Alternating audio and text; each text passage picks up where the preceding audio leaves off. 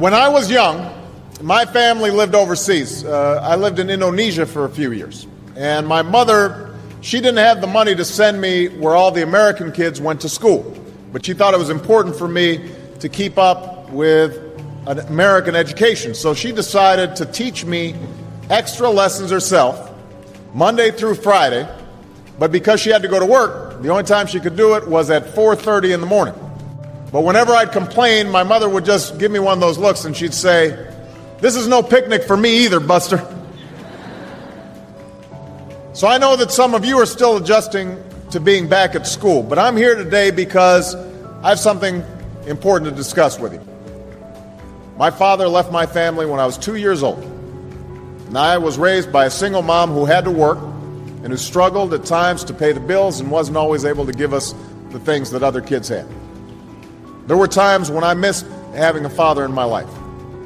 There were times when I was lonely and I felt like I didn't fit in. So I wasn't always as focused as I should have been on school. And I did some things that I'm not proud of. And I got in more trouble than I should have.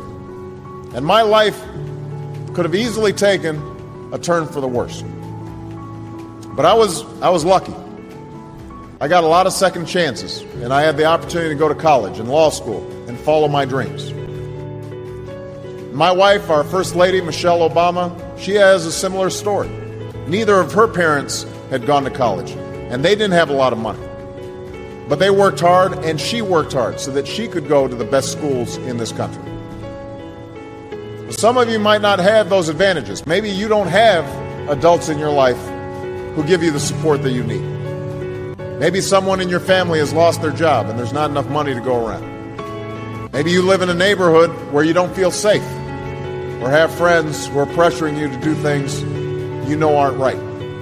Maybe you could be a great writer, maybe even good enough to write a book or articles in a newspaper, but you might not know it until you write that English paper, that English class paper that's assigned to you.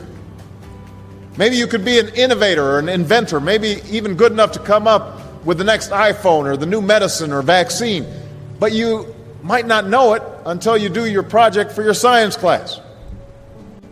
Maybe you could be a mayor or a senator or a Supreme Court justice, but you might not know that until you join student government or the debate team. And no matter what you want to do with your life, I guarantee that you'll need an education to do it. You want to be a doctor or a teacher or a police officer? You want to be a nurse or an architect, a lawyer or a member of our military?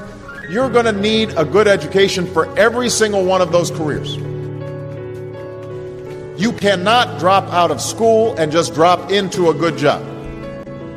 You've got to train for it and work for it and learn for it.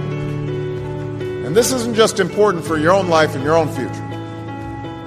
What you make of your education will decide nothing less than the future of this country. The future of America depends on you. What you're learning in school today will determine whether we as a nation can meet our greatest challenges in the future. You'll need the knowledge and problem-solving skills you learn in science and math to cure diseases like cancer and AIDS, and to develop new energy technologies and protect our environment. You'll need the insights and critical thinking skills you gain in history and social studies to fight poverty and homelessness, crime and discrimination, and make our nation more fair and more free. You'll need the creativity and ingenuity you develop in all your classes to build new companies that will create new jobs and boost our economy. We need every single one of you to develop your talents and your skills and your intellect so you can help us old folks solve our most difficult problems. If you don't do that, if you quit on school, you're not just quitting on yourself, you're quitting on your country. Now, I know it's not always easy to do well in school. I know a lot of you have challenges in your lives right now that can make it hard to focus on your schoolwork. I get it. I know what it's like.